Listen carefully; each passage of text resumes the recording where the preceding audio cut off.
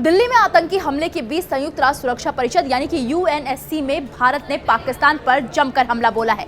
एक तरफ 10 नवंबर की शाम दिल्ली में हुए धमाके के बाद पीएम मोदी और रक्षा मंत्री ने साफ कर दिया कि साजिश में शामिल लोगों को बख्शा नहीं जाएगा। वहीं दूसरी तरफ यूएनएससी में भारत ने आतंकवाद के खिलाफ आवाज उठाई है। भारत के स्थायी राजदूत पर्वतनैनी हरीश ने पाकिस्तान का बिना नाम लिए हमला बोलते हुए कहा कि भारत सीमा पार आतंकवाद और अवैध हथियार तस्करी का शिकार हो रहा है। हरीश ने कहा, भारत दशकों से आतंकवाद की मार झेल रहा है। सीमा पार से आने वाले अवैध हथियार और अब ड्रोन का इस्तेमाल आतंकवाद को बढ़ावा दे रहा है।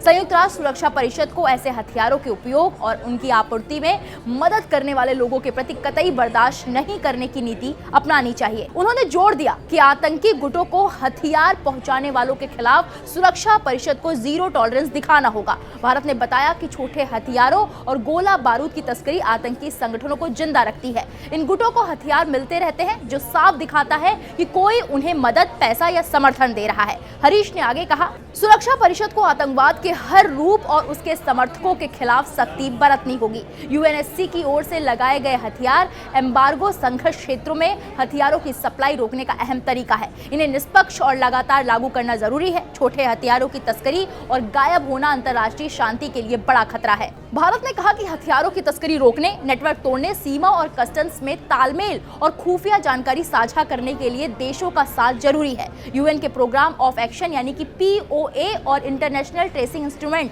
यानी कि आईटीआई को मजबूत करने के लिए राष्ट्रीय कानून, निर्यात नियंत्रण और क्षमता निर्माण पर जोर देना होगा। हरीश ने आगे कहा, भारत आतंकी गुटों तक छोटे हथियार पहुंचने से रोकने के लिए पूरी तरह प्रतिबद्ध है। वो वैश्विक आतंकवाद विरोधी लड़ाई में अपना योगदान देता रहेगा।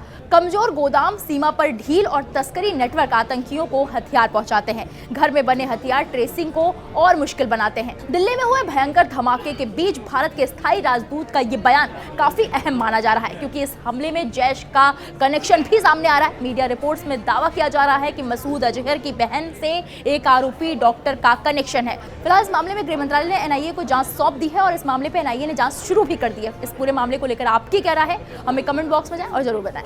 And thank you for convening this open debate on small arms. We also thank the briefers for their briefings.